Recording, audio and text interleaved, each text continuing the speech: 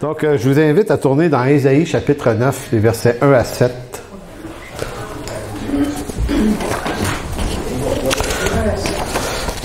Ésaïe chapitre 9, versets 1 à 7. Dans cette prédication aujourd'hui, j'aimerais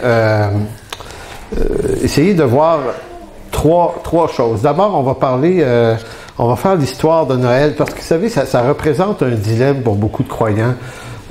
Beaucoup pensent qu'on ne devrait pas fêter Noël parce que, dit-on, c'est Noël le 25 décembre, c'est né sur les cendres de vieux cultes païens, ce qui est tout à fait vrai, et on va en parler aujourd'hui. Mais en même temps, si on ne devait rien faire ou ne pas faire certaines choses à cause de leur arrière-plan, eh bien, il y a plein d'affaires qu'on ne pourrait pas faire. C'est extraordinaire. Donc, il y a toujours cette idée chez certains qu'il faut toujours être en train de scruter le détail du détail du détail pour se demander si la chose est de Dieu. Mais même Dieu incarné en Jésus-Christ se cassait pas la tête comme ça, puisqu'il a utilisé dans le lexique, dans son propre lexique pour déterminer son œuvre, il est allé chercher des trucs chez les Grecs, des concepts de partout. Donc, c'est pas tellement la valeur des mots ou l'origine des choses qui importe, c'est la valeur qu'on leur donne maintenant. Et qu'est-ce que ça veut dire pour nous aujourd'hui? Le reste, ça a, tant qu'à moi, assez peu d'importance. Je disais la parole hier dans 1 Corinthiens, chapitre, je pense que c'est 8, où l'apôtre Paul essaye de dire aux Corinthiens qu'ils peuvent manger de toutes les viandes qui sont vendues sans s'enquérir de quoi que ce soit, à savoir si ces viandes ont été sacrifiées ou non à une idole. Et son raisonnement est très très simple. C'est parce qu'il n'existe aucun autre Dieu sinon Jésus-Christ. Donc toute autre idole est une pure invention de l'esprit humain. Donc quelque chose qui n'existe pas. Donc une des marques qui devrait nous faire reconnaître, nous les chrétiens, c'est qu'on ne craint pas les idoles parce que c'est de la fausseté en partant. Donc on ne se met pas contre à tout prix, à essayer de trouver une façon de savoir si la chose est parfaitement correcte ou pas. Paul, il disait, à moins que vous soyez avec quelqu'un qui accorde à la viande sacrifiée aux idoles une valeur quelconque, là, il dit, abstenez-vous à cause de la faiblesse du frère. Sinon, il dit, vous pouvez en manger, il n'y a aucun problème, parce que les idoles auxquelles avaient été sacrifiés ces animaux, les démons et les idoles ne peuvent pas habiter de la viande, tout comme ils ne peuvent pas habiter des pièces de bois. Ésaïe 44. Donc, être un croyant, c'est d'être un affranchi de tous les mythes en circulation et n'avoir pour seule parole que celle de Jésus-Christ.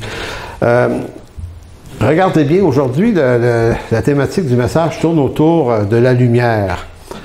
Parce que le 25 décembre, c'est un ancien culte chez les Romains sur la question du solstice du soleil, et on va le voir en détail tout à l'heure, mais l'Écriture dit curieusement quelque chose à ce sujet-là. Dans Ésaïe chapitre 9, là, je vais vous lire la version sommaire. Le peuple qui vivait dans les ténèbres verra briller une grande lumière. La lumière resplendira sur ceux qui habitaient le pays dominé par d'épaisses ténèbres. Ô Éternel, tu fais abonder l'allégresse, tu fais jaillir une très grande joie, et l'on se réjouit devant toi comme au temps de la moisson ou comme on crie de joie lors du partage d'un butin, car le joug qui pesait sur lui, le bâton qui frapperait son dos, le gourdin de son oppresseur, toi, tu les as brisés, tout comme le jour de la défaite de Madian. Toute chaussure de guerrier qui martèle le sol et tout manteau que l'on a roulé dans le sang seront livrés aux flammes pour être consumés. Ah, pas bien. Car, pour nous, un enfant nous est né, un fils nous est donné. Il exercera l'autorité royale. Il sera appelé merveilleux, conseiller, Dieu fort, Père à jamais et prince de la paix. Il étendra sans fin sa souveraineté et donnera la paix qui durera toujours au trône de David et à tout son royaume. Sa royauté sera solidement fondée sur le droit et sur la justice, dès à présent et pour l'éternité. Voilà ce que fera le Seigneur des armées célestes dans son ardent amour. Donc, vous avez vu une différence, si vous connaissez ce texte-là, de la version Louis II. C'est un peu différent, mais c'est quand même, sur le plan original, ce que le texte original veut dire. Connaissez-vous Paul Claudel? Est-ce que vous connaissez cet auteur français-là, Claudel? Claudel, c'est un poète, un écrivain, c'est un artiste. C'était également un homme du milieu consulaire, donc lui a travaillé pour le gouvernement français au début du 20e siècle. Des années 1900, il s'est promené à Boston, il était à New York pour le gouvernement français, il était en Chine aussi, en Allemagne, à Copenhague, j'essaie de me souvenir, une couple d'autres places. C'était un homme que le gouvernement français déléguait dans ses consulats ici et là à travers la planète, parce que c'était un homme de grande culture. Et lui, parallèlement à son travail de consulat, il était un écrivain, il faisait des romans. Il est né en 1868, si je me trompe pas. Et lui raconte, et pourquoi je vous conte cette histoire-là, parce que ça a un rapport à Noël, c'est que lui, à l'âge de 18 ans, il se retrouve à la cathédrale Notre-Dame de Paris, à la messe de minuit de Noël, qui n'était pas forcément un lieu qu'il fréquentait habituellement, je pense. Mais cette nuit-là, il dit avoir été frappé, mais littéralement foudroyé par la grâce de Dieu en Jésus-Christ. C'est ce qu'il rapporte là. Il ne sait pas pourquoi, il ne sait pas comment, mais tout à coup, Jésus-Christ est devenu à ses yeux complètement vivant. Et ça s'est passé à la cathédrale Notre-Dame de Paris, qui a passé au feu, je pense qu'il y a 1 an ou 2 à peu près. Et à partir de là, on raconte de lui qu'il est devenu un lecteur assidu de la Bible, qu'il a lu intensément, et ceux qui ont lu ses romans se rendaient compte à quel point il emprunte à la Bible des bouts de versets, des bouts de textes, des figures de style. C'est un gars extrêmement brillant. Il a gagné, ce gars-là, des prix prestigieux en littérature à l'Académie française. Donc, malgré qu'il était croyant, c'est un homme extrêmement estimé pour la sagesse de sa plume. Et lui manipulait les métaphores avec un soin absolument puissant. Comme par exemple, il avait l'habitude de dire que, comment vous dire, vous savez, un homme qui observe la nature puis qui voit plein de choses que les autres voient pas. Il disait que l'homme, les arbres dans la nature, représentent les humains. Dans leur nature pécheresse et dans leur quête de réussite, il dit un arbre, c'est quelque chose qui vient du sol et qui, toute sa vie, essaie de s'élever vers le ciel. Et durant sa croissance, il va produire des fruits que d'autres vont profiter. Il va faire profiter de lui. Mais lui, dans sa quête, il veut toujours monter plus haut, atteindre le ciel, jusqu'au jour où, de toute façon, dans cette humanité, ça ne fonctionnera pas. Il va soit mourir coupé ou pourrir. Puis, il voyait dans l'image de l'arbre qui pousse une description de notre humanité. Et vous voyez le genre de bonhomme qu'il est, Claudel, à l'imaginaire extrêmement riche et fertile. Lui a dit une phrase un jour qui, moi, m'a littéralement, en fait, c'est dernièrement que cette phrase-là m'a beaucoup interpellé. Au sujet de la souffrance, et si on parle de souffrance à Noël, c'est que la naissance de Jésus-Christ, c'est la réponse de Dieu à la souffrance de l'homme. Donc c'est au-delà du bébé qui naît, puis dans la crèche, puis les petites choses qu'on aime se remémorer. C'est le début de quelque chose, mais la naissance de Jésus, on le sait, c'est beaucoup plus que ça, mais c'est la réponse que Dieu donne à la déchéance humaine. C'est comment Dieu a choisi de sauver l'homme. Et donc Dieu a choisi de se faire homme. Donc, c'est pas un salut que Dieu opère entièrement du ciel et on pourrait dire dans lequel Dieu se mélange pas, il se mouille pas dans cette affaire-là. Non, Dieu se fait homme et vient habiter au milieu de nous. Dieu au milieu de nous, Emmanuel.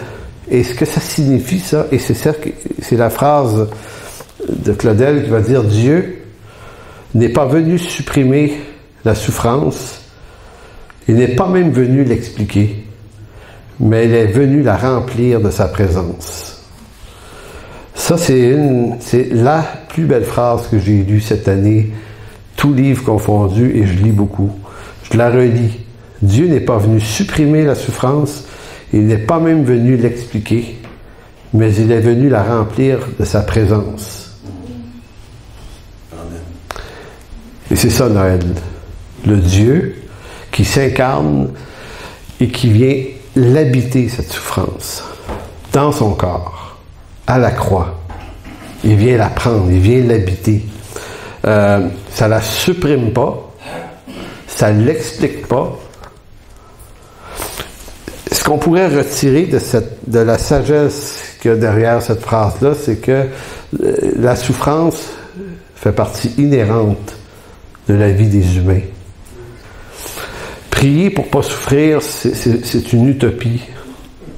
La vie, elle va être ce qu'elle va être, puis elle va être injuste. Elle ne sera pas égale. On n'aura pas tous le même niveau de santé. On n'aura pas tous le même niveau de richesse, que ce soit financière, matérielle ou intellectuelle, ou peu importe ce que c'est. On n'est pas égaux. On ne sait pas pourquoi. En fait, oui, on sait pourquoi, mais beaucoup de gens ne savent pas pourquoi des enfants naissent handicapés et d'autres en bonne santé. Pourquoi certains meurent jeunes, maladie ou d'un accident, alors que d'autres dépassent la centaine d'années. Il y a rien de tout à fait juste dans ça. Donc, on est dans un monde de souffrance, et cette souffrance-là, on en connaît l'origine, c'est la chute adamique. L'homme s'est détourné de Dieu, et ça a pour conséquence que depuis ce temps-là, on est dans un monde de bêtises, un monde de misère, avec des bonheurs ici et là, mais qui sont souvent entrecoupés de toutes sortes de malheurs. Donc, faut pas se surprendre que nos vies, ou que la vie des gens autour de nous soit comme ça. Puis si on a une vie bonne, tu sais, si aujourd'hui vous êtes assis ici, puis vous pouvez dire « Hey, ça va bien », rendez grâce à Dieu. Parce que ça, là, c'est pas la majorité des humains qui, aujourd'hui, le 22 décembre, sur la planète Terre, il n'y en a pas beaucoup d'hommes et de femmes, en pourcentage de la population terrestre, qui peuvent se dire ça ce matin, ou cet après-midi. Il y a des peuples nombreux qui souffrent des résultats d'injustice, de guerre, de toutes sortes d'histoires, puis c'est pas de leur faute, ils n'ont pas voulu ça, mais ils ont ça quand même, puis ils endurent ça de leur naissance à leur mort. Donc, ça serait intéressant qu'aujourd'hui, à la fin, on prenne le temps peut-être un temps de prière ensemble, et que ceux qui voudront, on va juste rendre grâce à Dieu pour cette année qui se termine bientôt. La grâce que Dieu nous fait de nous avoir connus, il nous s'est fait connaître à nous, il a fait en sorte qu'on le connaisse, peu importe dans quel angle que vous le preniez, ça ne change rien. C'est une grâce de toute façon que Dieu nous a sauvés. Et d'ici notre mort, il va y avoir des temps difficiles, il va y avoir des temps de souffrance, il va y avoir des misères, mais ce Jésus-Christ, si on prend instruction de la phrase de Claudel, peut-être qu'il la supprimera pas, votre souffrance, puis peut-être qu'il vous l'expliquera pas, votre souffrance. Mais ce qu'il veut, par contre, c'est venir l'habiter. Avec vous. Dans vos vies. Cette souffrance. Un peu d'histoire. Qui croit que Jésus est né le 25 décembre? Levez pas la main. C'est gênant. Donc, si vous ne le saviez pas, je vous annonce officiellement que Jésus n'est pas né le 25 décembre. Des historiens spécialistes des questions religieuses et du christianisme ne s'entendent même pas sur la question. Il y a plusieurs versions. Il y en a qui, se fiant au texte des pères de l'Église, vont arriver à la conclusion que c'était peut-être fin mai, fin avril, mais c'était pas l'hiver. Parce qu'en Israël, on n'aurait pas fait de recensement l'hiver. Donc peut-être plus au printemps. Mais beaucoup plaident plutôt au début de l'automne aussi, pour d'autres raisons, puis on rentre pas là-dedans, c'est pas intéressant, façon de savoir pourquoi. Puis ça va rien changer à votre vie aujourd'hui, que ce soit au printemps ou à l'automne. Donc voilà. Mais comment ça se fait qu'on en est venu à décider qu'on fêterait ça le 25 décembre? Puis c'est une histoire qui est pittoresque, je vous dis, là, c'est très, très intéressant. Il y a une autre affaire intéressante au sujet de Jésus, c'est quasiment une joke. C'est un historien qui a fait cette joke-là concernant Jésus-Christ. Il dit, Jésus ne serait pas né en l'an 0, mais en l'an -6, peut-être -7. Il dit, c'est là qu'on voit la puissance de Dieu. Il dit, il est né 7 ans avant lui-même. Ça, c'est une des raisons pour lesquelles... y en a-t-il qui ont vécu de très proche la paranoïa du bug de l'an 2000? Oui, c'est ça. Tu sais, il y avait beaucoup de chrétiens qui capotaient là-dessus. Puis moi, au Saguenay, je disais aux gens, ben non, on n'est pas en 2000, on est en 2006, en fait. Fait que ça n'a rien, aucun rapport, ces histoires-là. Puis il ne faut pas embarquer dans ces trips-là de toutes sortes de trucs étranges qui sont en circulation. Je sais pas... il n'y a rien de winner à suivre. En tout cas, bref, je vais changer de sujet, c'est pas intéressant. Donc,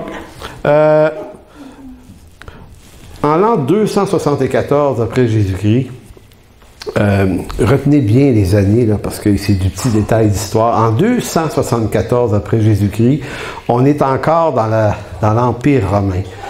Donc, qu'est-ce qui se passe depuis 2 siècles? Ben, il se passe que l'Église, les chrétiens, prennent de l'essor dans le monde romain. Mais le christianisme est toujours un culte interdit dans le monde de l'Empire romain. Parce qu'il y a dans l'Empire romain ce qu'on appelle un certain culte, qu'on appelle le culte de l'empereur. Fait que l'empereur se personnifie, non pas lui, l'individu, mais son rôle. Un empereur, c'est un peu comme un fils de Dieu. On appelait ça un pontifex maximus. Hein? Donc, l'empereur, lui, l'individu peut mourir, mais on se dit, puis un autre peut prendre sa place. C'est pas l'homme qui se prenait pour Dieu, on disait que c'était la fonction. Et puis, finalement, ce qui est arrivé, c'est que le christianisme va avoir de la croissance pendant les 2 siècles qui vont suivre l'ère apostolique. Il va y avoir environ une dizaine de vagues de persécutions assez importantes. Donc, les chrétiens sont chassés, sont arrêtés. Il y a des édits qui fait qu'on leur confisque leurs biens. Donc, si vous voulez devenir riche, vous pouviez vous mettre à la chasse des familles chrétiennes de votre quartier et on pouvait vous donner la moitié de leurs biens si vous étiez capable de dénoncer des chrétiens. Donc, ça pouvait être intéressant. Donc, les chrétiens, pendant 2-3 siècles, ont vécu dans une situation très, très, très difficile. Puis, la persécution, c'est pas le fun. Donc, en 274, il y a un empereur qui s'appelle Aurélien qui, lui, prend la décision de officialiser la date du 25 décembre comme ce qu'on va appeler ici le Sol Invictus. Le Sol Invictus, c'est une expression latine qui veut dire le soleil vainqueur. Donc, là, je ne vais pas me perdre dans mes... Donc, je vais vous lire un peu, là, ça va être plus simple. L'empereur Aurélien, donc en 274, va faire une dédicace au temple du soleil sur le champ de Mars, à Rome, et il va donner à ce culte un nom qu'il va appeler le Sol Invictus. Et qu'est-ce que ça veut dire, Sol Invictus? Ça veut dire le soleil vainqueur, ou le soleil invaincu.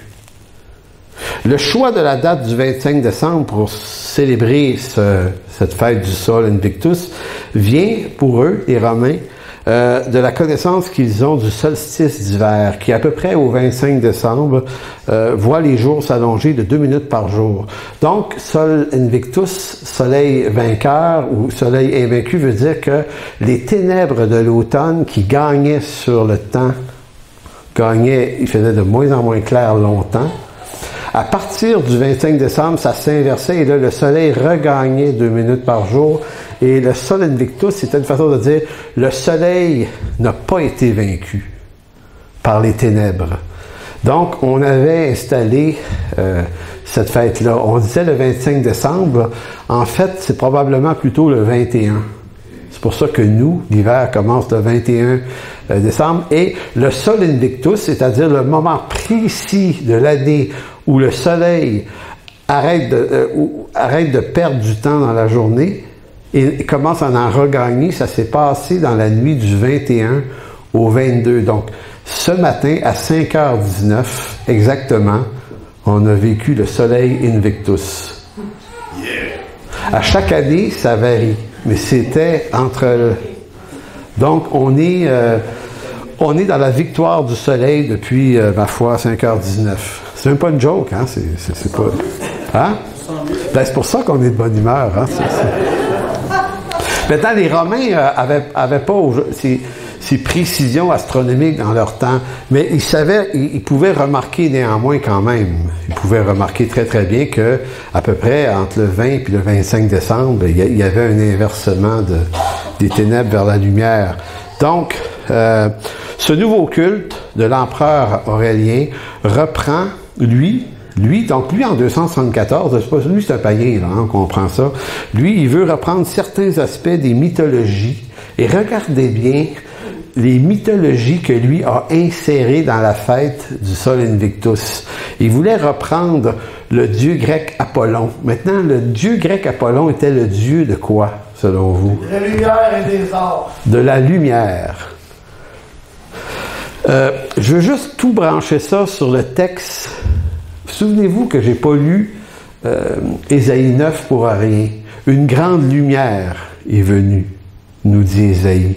Et l'Écriture, curieusement, et ça c'est intéressant en théologie, il y a des auteurs, René Girard, qui est un auteur français, qui fait ressortir de quelle façon l'Écriture utilise des images qui étaient en libre circulation dans le monde païen.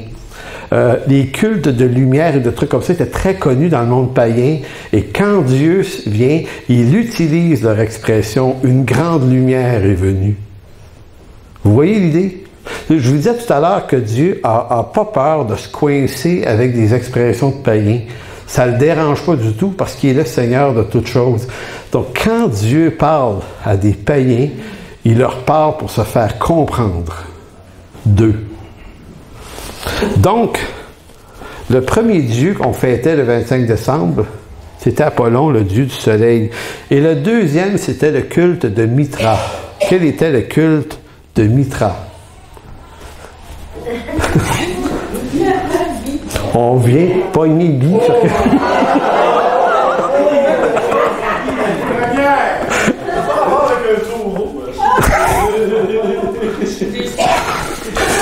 Donc, Mitra. Mitra, c'était un dieu bienveillant, proche des hommes, un dieu lumineux et juste, qui donne de la végétation, luxuriante, de la concorde et de la santé.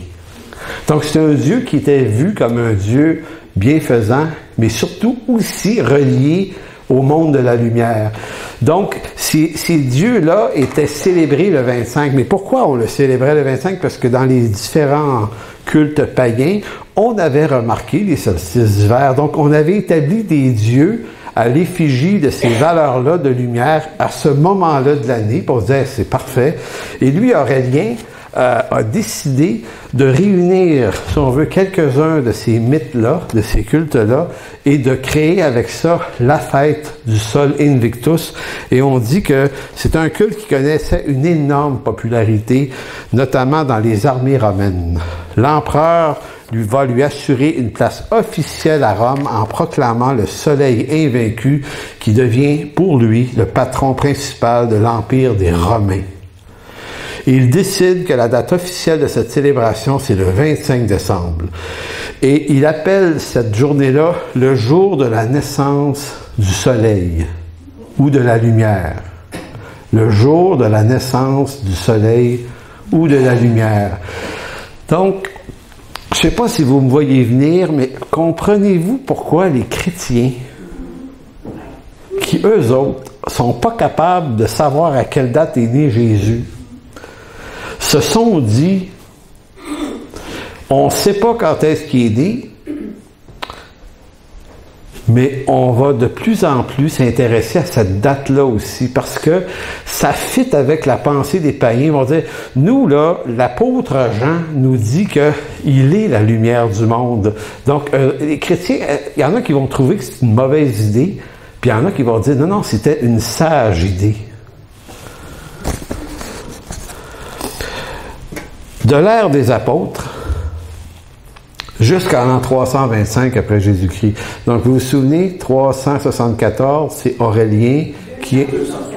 C'est quoi j'ai dit? Ah, excusez, 274, excusez. Donc, en 274, il initie cette fête-là, du soleil, de la naissance du soleil. Mais entre les apôtres, le premier siècle, et l'an 325 après Jésus-Christ, c'est une période de persécution. Les chrétiens sont mal reçus dans l'Empire romain.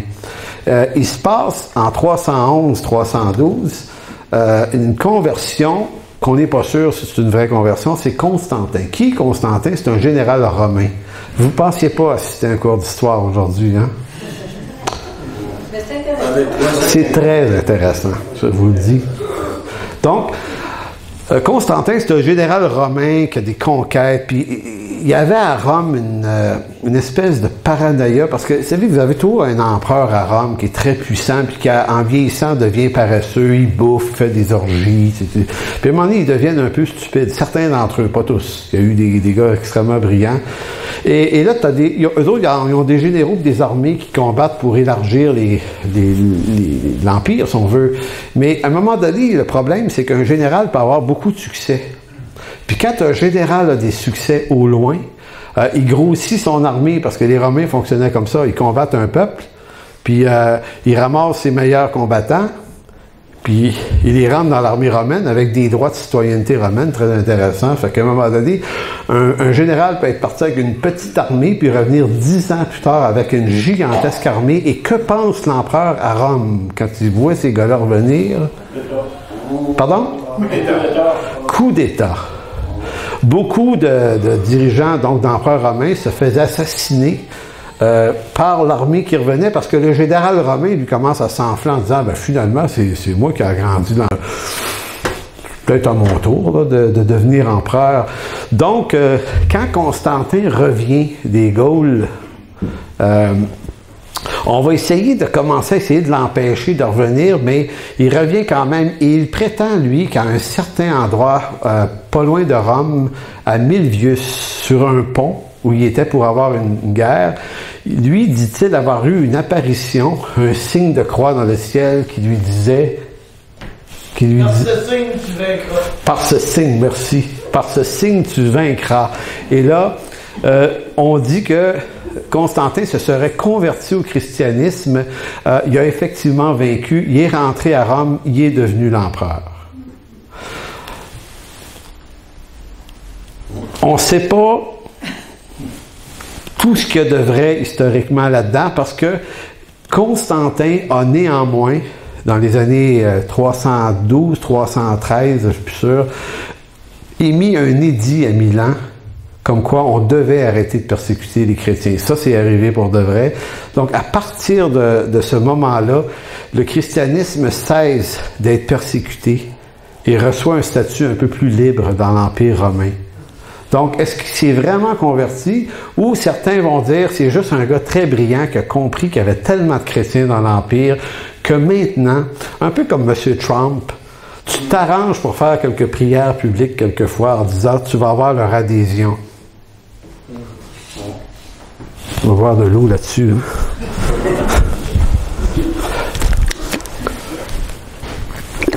Ça, j'avais pas prévu de parler de Donald Trump. Bon, alors toujours est-il que on sait pas c'est quoi les vraies motivations de Constantin. Donc pour certains, Constantin s'est vraiment converti. Pour d'autres, c'est juste un acte politique. Mais peu importe ce que c'est, ça n'a pas d'importance. Ce qui a de l'importance, c'est que les chrétiens ont joui d'une paix à partir de ce moment-là.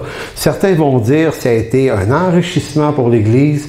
D'autres disent non, ça a été un appauvrissement. Appauvrissement parce que les chrétiens ont cessé d'être persécutés, donc c'est devenu un peu plus bourgeois, relax. Pour d'autres, vont dire non, c'est l'inverse. C'est qu'il y avait beaucoup d'hérésies qui rentraient dans le christianisme et les chrétiens n'étaient pas capables de s'arranger, de s'organiser, de se faire des colloques, de se faire des conciles pour être capables de discuter.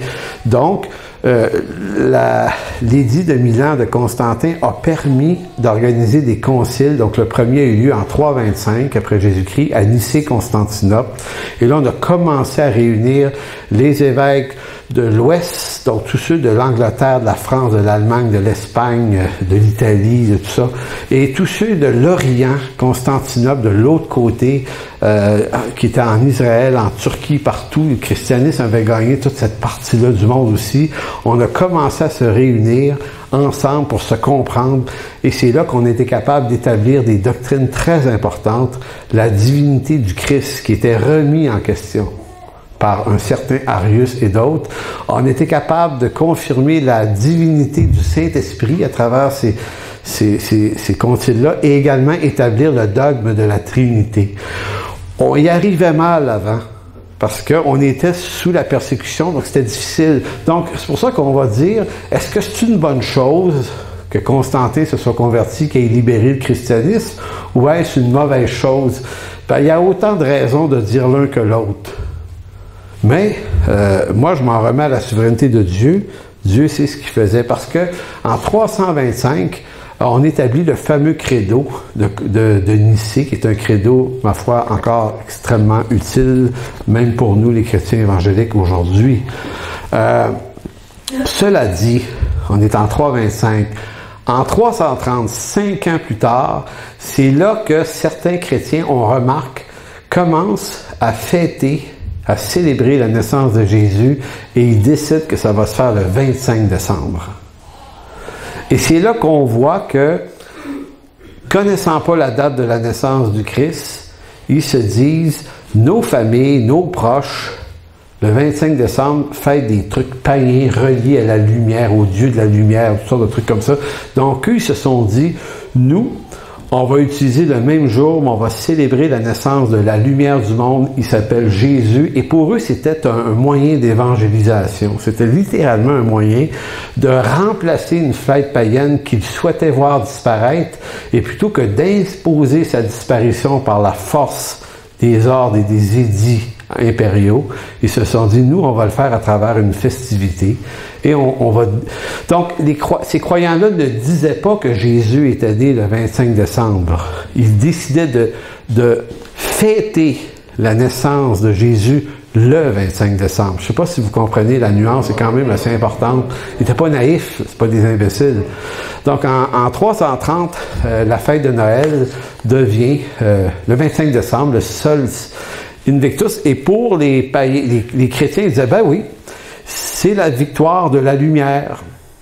Vous comprenez-vous? Ils ont repris l'affaire et de telle sorte que cette fête-là, 25 décembre, commémorer la naissance de Jésus, a pris de l'importance et elle a été officialisée en 381. Donc 50 ans plus tard, il y a un autre empereur, Théodose Ier, Théodose le Grand, un autre empereur romain, qui lui était pas mal converti, si je comprends bien.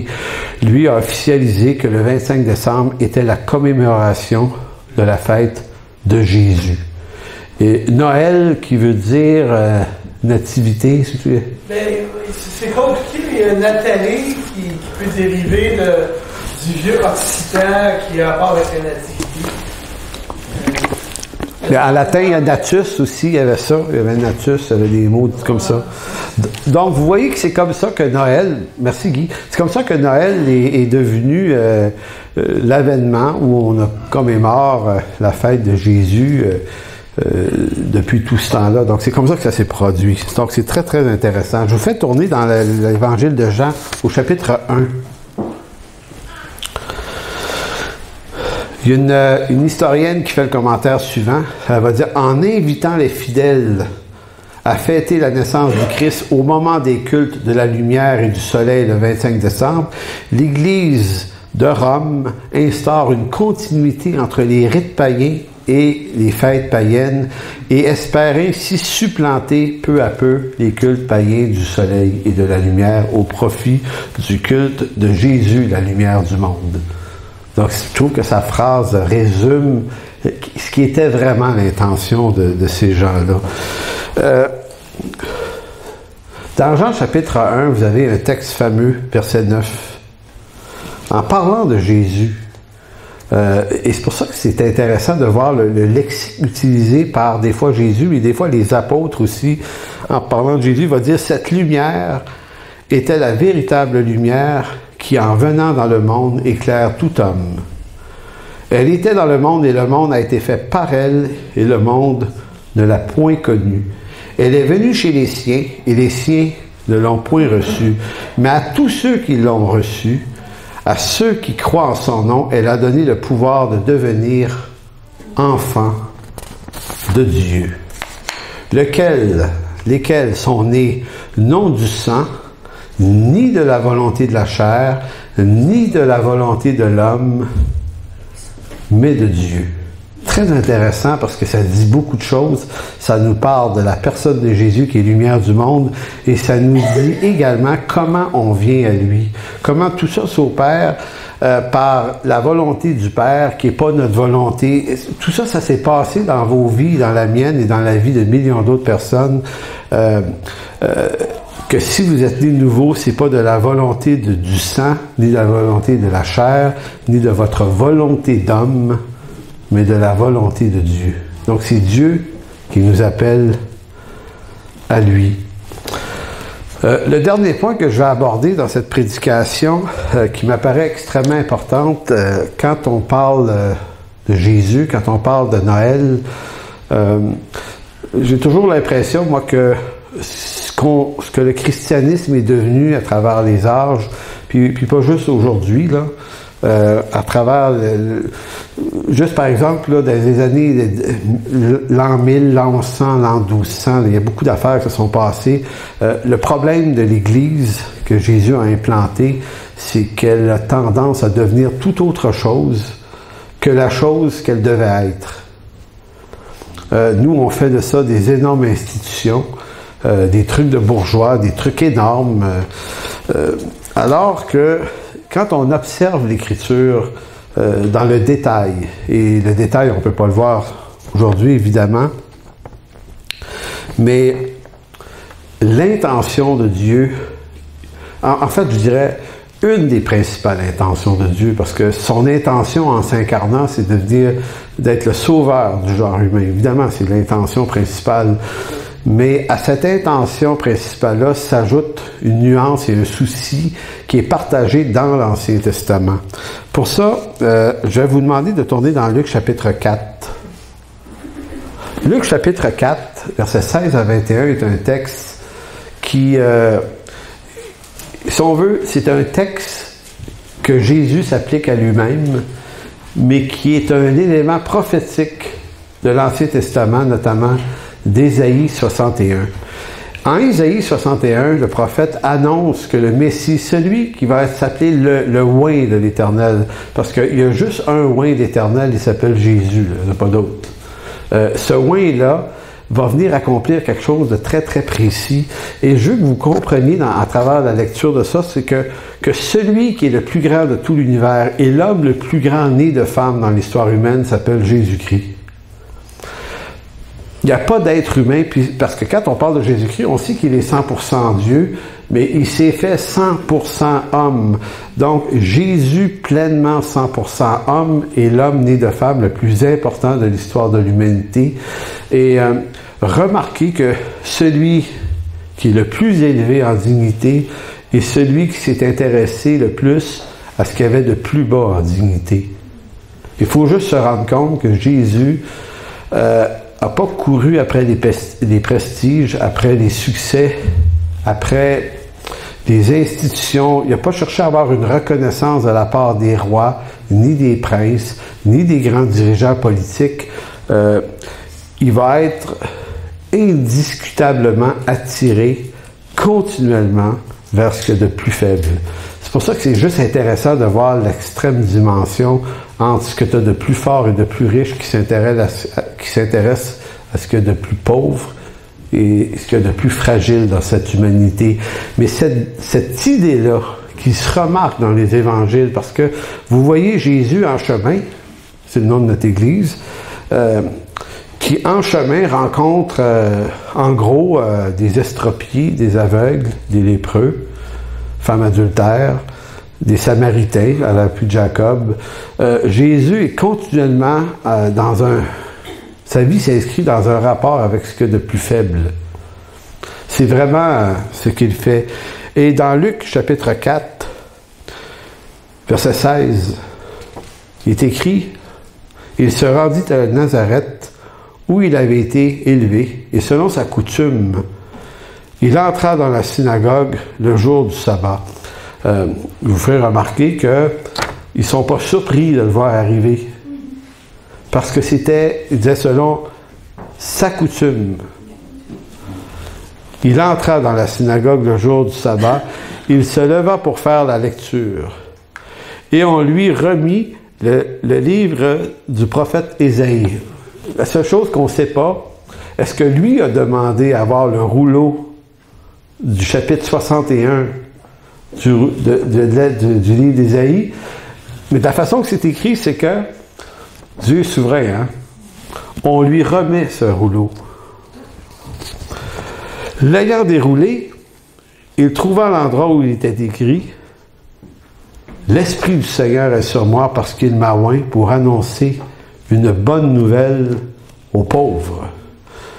Il m'a envoyé pour guérir ceux qui ont le cœur brisé, pour proclamer aux captifs la délivrance et aux aveugles le recouvrement de la vue, pour renvoyer libres les opprimés et pour publier une année de grâce du Seigneur. » Ensuite, il roula le livre, le remit au serviteur qui était assis, et tous ceux qui se trouvaient dans la synagogue avaient les regards fixés sur lui. Tu sais, vous avez l'impression que là, grosse journée à la synagogue. Il y a comme une intuition qui flotte. Il est en train de se passer de quoi? Parce qu'il faut remarquer que quand Jésus ouvrait la bouche, on dit de lui qu'il ne parlait pas comme les scribes et les autorités religieuses du temps. On dit que quand lui parlait, ça faisait autorité. Hein? Donc, vous imaginez qu'il est en train de lire « L'Esprit du Seigneur est sur moi ». Tu sais, il est en train, littéralement, de décrire un texte qui confirme sa messianité. Et il semble que ça sonne en place, cette affaire-là, de telle sorte que quand il roule le rouleau, puis il donne ça au serviteur, il y a comme une espèce d'effet en salle où tout le monde a les regards fixés sur lui, et c'est comme, c'est quoi la suite? Qu'est-ce qu'il va bien nous dire? Alors, il commença à leur dire, verset 21, « Aujourd'hui, cette parole de l'Écriture que vous venez d'entendre est accomplie. » Il y a un texte qui dit, je crois que certains ont voulu le lapider par après. Le pitcher en bas de la fenêtre. C'est ça. C'est assez intéressant, lire l'Écriture dans les synagogues de Nazareth. Il y a encore une synagogue là-bas, je suis déjà allé, mais bon. La falaise est encore là. Mais faut comprendre l'intérêt de cette lecture. Jésus n'est pas simplement en train de lire un texte, et ça m'amène à vous faire un petit détour autour de l'importance de l'Écriture. Quand vous prenez une Bible dans votre main, je pense que ça marche pour les téléphones aussi, là. Parce qu'avec un téléphone, vous pouvez tenir 10 Bibles dans votre main. Alors, bon. Quand vous avez une Bible entre les mains, c'est pas juste un livre que vous avez. Vous avez un livre qui est lui-même, parce que si Jésus a fait des miracles, si Dieu a créé l'univers et le monde et tout ce qui existe, littéralement, on flotte sur un miracle continuel dans la création de Dieu. Eh bien, le livre qui parle de lui est aussi un miracle. La trame historique, là, depuis Genèse 3.15, où Dieu prévoit que quelqu'un va venir écraser la tête du serpent, et toutes les prophéties qui s'enchaînent depuis Genèse et qui passent par un homme qui s'appelle Abraham, qui devient le père fondateur de l'État d'Israël, et après lui, son fils Isaac, après ça Jacob, après ça, un des 12 fils, Judas. Et là, vous avez un fil entre Genèse et Jésus. C'est comme si la Bible, là, l'Ancien Testament, c'était un fil qui traverse le temps et qui nous parle de toutes les personnes qui ont été choisies par Dieu pour être de la lignée messianique. Mais c'est pas juste ça, la Bible. C'est pas juste l'histoire d'une lignée messianique. C'est l'histoire de gens qui s'ajoutent dans cette lignée-là et qui racontent de façon progressive, qui décrivent la venue du Messie. Si dans Genèse 3,15, c'est peu de choses qui est dit, quand vous arrivez là, dans les textes des psaumes, là, David, 1000 ans avant Jésus-Christ, qui décrit la crucifixion de Jésus-Christ, là, qui décrit le vinaigre qu'on va lui offrir, qui décrit qu'aucun de ses os va être cassé. C'est incroyable le nombre de textes prophétiques qui parlent de cet homme-là des millénaires avant sa naissance. Quand vous prenez une Bible, c'est pas un livre qui raconte des affaires. Vous êtes devant un livre qui est littéralement un miracle écrit. C'est pourquoi soyez pas familiers avec cette parole. Prenez ça au sérieux. Méditez-la. C'est ce que Dieu avait dit à Josué au chapitre 1. Si tu veux du succès, tu as l'impression que tu échoues, mais si tu veux du succès, Josué, médite cette parole jour et nuit. Et c'est ainsi que tu réussiras et que tu auras du succès dans tes activités. Donc c'est ça l'histoire. Donc quand Jésus arrive il y a 2000 ans et qu'il naît, là, j'aurais pu vous lire les textes de Luc et Matthieu sur la naissance de Jésus, mais tout le monde l'a fait partout dans les autres églises. Je me suis dit je vais lire d'autres choses. Mais voyez-vous que cet enfant qui arrive, c'est pas juste un enfant qui arrive, c'est un enfant annoncé d'avance. Loin, loin, loin. On a lu tout à l'heure la prophétie d'Ésaïe, chapitre 9. Un fils nous est né.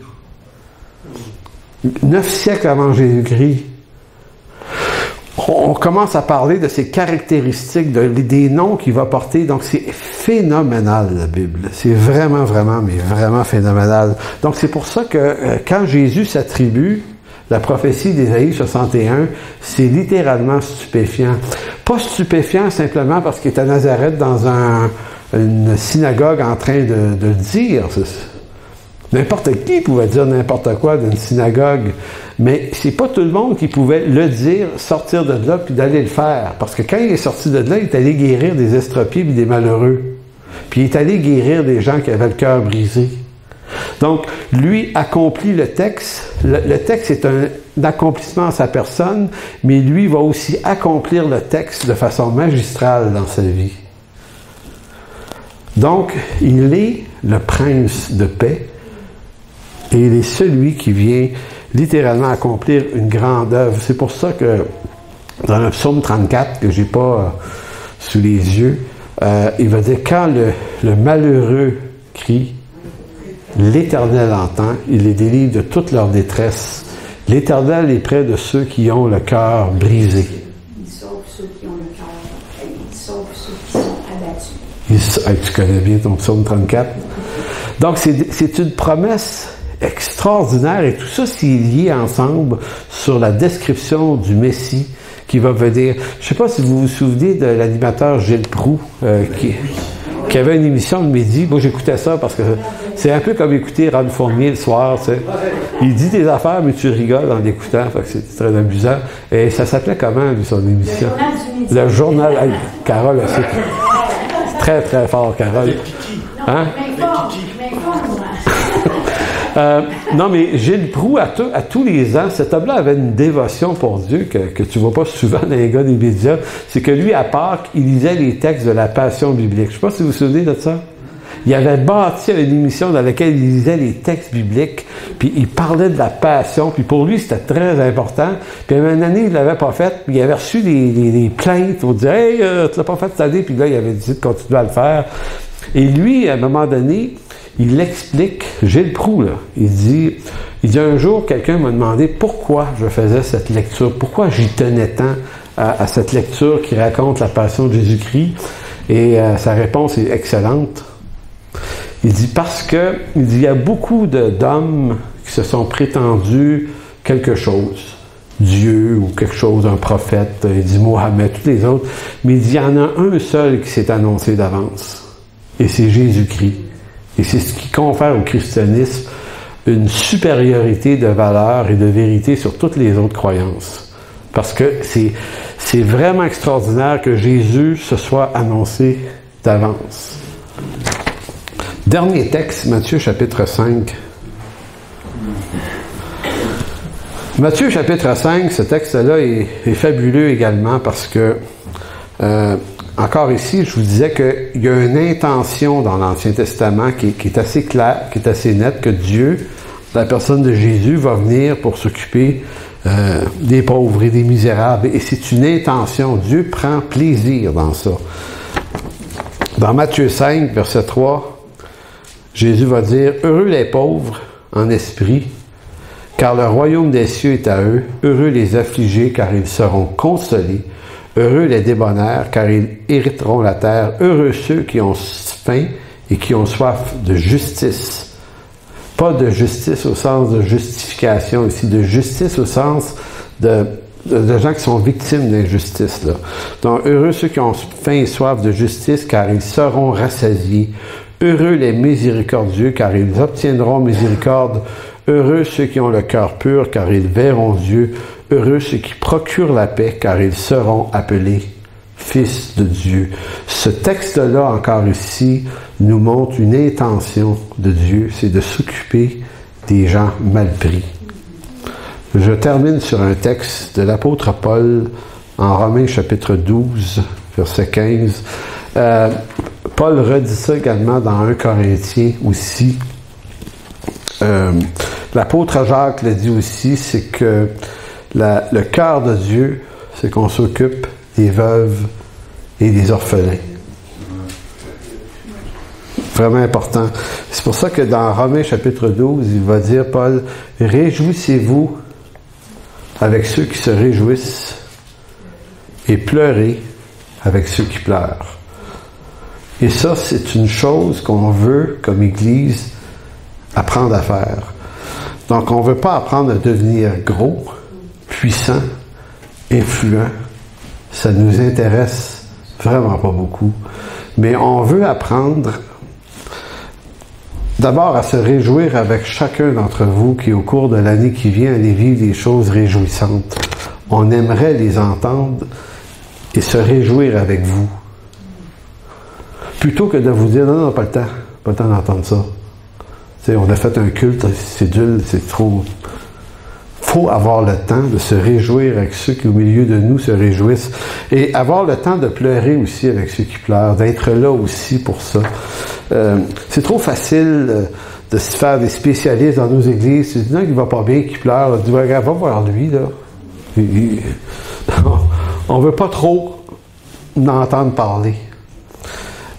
L'apôtre Paul a l'air de suggérer une toute autre approche. Et tout ça nous est donné en Jésus-Christ, par sa grâce. Amen. On va prier et après ça, on va refaire quelques cantiques. N'est-ce pas, Jean? Alors, Seigneur, on veut te rendre grâce, on veut te dire merci aujourd'hui pour ta bonté. Merci pour ta fidélité. Merci pour tout ce que tu fais, Seigneur. Même ces choses qui nous échappent. Toutes ces fois que tu nous protèges alors qu'on n'en a pas eu conscience. Et toutes ces bontés, Seigneur, que tu manifestes dans nos vies. Merci, Seigneur, tu nous as fait naître dans un pays d'abondance. Et Seigneur, c'est pas un hasard, c'est pas un incident ou un accident, c'est une intention, Seigneur. C'est afin qu'à notre tour, on puisse soulager ceux qui ont moins. Alors, Seigneur, continue de nous rendre sensibles, comme Église, à ceux qui ont besoin, à ceux qui pleurent. Et Seigneur, on ne sait pas comment. On ne veut même pas essayer de le faire arriver par nous-mêmes. On veut juste que tu nous rendes sensibles en chemin à toutes sortes de situations, de besoins que tu vas nous faire connaître par ta volonté. Et Seigneur, puisses-tu bénir ce temps des fêtes où on rencontre plus que jamais nos familles, des frères, des sœurs, des parents, des oncles, des tantes, toutes sortes de gens qu'on ne voit pas beaucoup dans l'année, mais là on les voit. Et Seigneur, on ne veut pas forcer aucune porte. Sinon qu'on te demande de toi ouvrir des portes pour qu'on puisse peut-être témoigner ton nom et amener cette grande lumière de l'Évangile dans la vie de ceux qui seront là. Alors merci dans le précieux nom de Jésus. Amen.